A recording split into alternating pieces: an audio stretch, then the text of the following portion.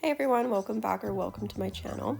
Before I say anything, I just want to apologize for my voice. I am getting over a cold that does not want to seem to leave my body, so I am sounding a little bit rough. Without further ado, here are the July bullet journal spreads. So if you can't tell already, the theme this month is strawberries, although I know at the bottom it looks a little bit like tomatoes before I just filled that part in, but I can assure you it's not tomatoes. I also have a little bit of an abstract thing going on here, and I just want to say that I am overall very, very, very happy with the way that these spreads turned out.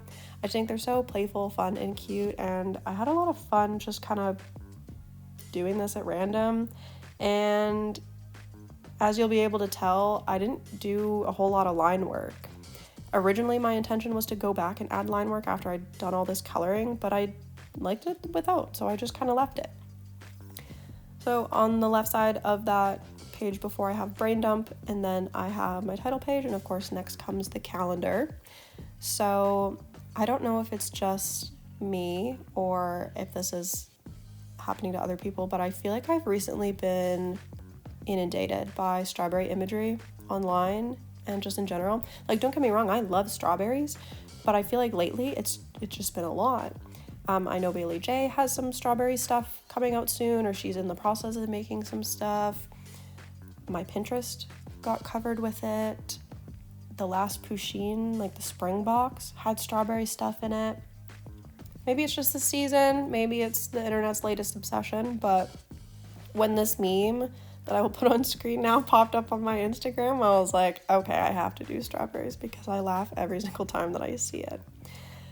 So I carried that abstract theme over to the calendar page and just used those colors to not like take away from the calendar part. And I didn't really have too much space to be drawing strawberries, and I knew I was going to be drawing lots of them throughout this, so that's why I kept it just abstract around the calendar. And then following with the brain dump page, I chose the same sort of layout for the habit tracker, just something nice and simple with the strawberries and abstract shapes at the top, calendars in the center with that nice like red border. The mood tracker, I was directly inspired by a pin on Pinterest. I just thought it was so cute. It was very difficult for me to draw out these leaves. I don't know why I found it so challenging, whether it was just like layering them, finding the right shape and direction.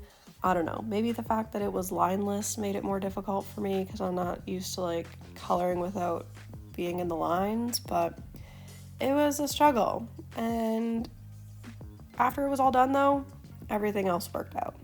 The strawberries are super cute. The lines connecting them to the bush are a little janky, but we just won't look too closely at them. There is 31 strawberries there, so of course it gets a little bit crowded, but overall I thought this idea was super cute, so I had to do it, especially with the theme being strawberries this month. And for the colors for the mood tracker, I did pull an extra color out that I hadn't used in any of the other spreads because I didn't want to make my strawberries the same green as the leaves, or like yellow or gray, which were the only other two colors that I used. So anyways, moving on to the first week, I'm bringing back a spread that I don't think I've done in a while with this layout, but you may have noticed the difference between this and a lot of my other spreads is that all of the corners are rounded. I figured with soft abstract shapes, not doing a whole lot of line work, it would make more sense for me to round the corners instead of doing everything square. It was a pain in the ass, and I don't know if I'll do it again, but I think everything turned out really cute. I love the way that this spread turned out. I just think it's so fun and everything just interlinks and it's so nice. That's what I've been like aiming for in all my bullet journal spreads, and usually it doesn't happen, but that time it did. For week 2, we have a spread that I designed myself.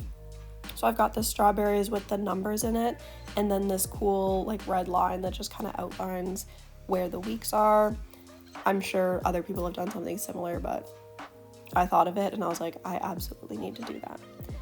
Moving on to week 3, this is probably my least favorite out of the 4 weeks that I did, just because it ended up looking a little bit off kilter because I went a little too high with the abstract portion there, so it looks like everything's just too high up on the page.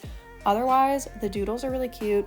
It is week 29 of the year, And that's a spread that I don't think I've done since like March of last year. So anyways, for my final week, I did this cute quote, always be your very best. We got a little bit of an alliteration there, which, you know what? My handwriting has improved for that.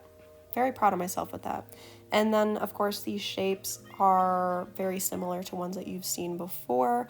The only difference is at the corners around it, and the number is in the circle at the bottom. I really like the font. I don't know how I feel about the colors being laid out like that, but overall, I think this is super cute. Here is the final flip through. As I said before, I'm incredibly happy with the way that these turned out, and I love it so much. If you enjoyed this and you want to recreate it, obviously I'd love to see that. I hope you enjoyed this video. If you did, make sure to leave a like, comment down below, subscribe to my channel. I hope you have a lovely week, and I will see you all in the next video.